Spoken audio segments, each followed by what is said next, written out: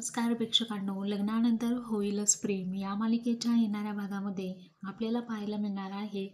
पार्थ हा काव्याला म्हणतो की माझ्या ऑफिसमध्ये पार्टी अरेंज केलेली आहे.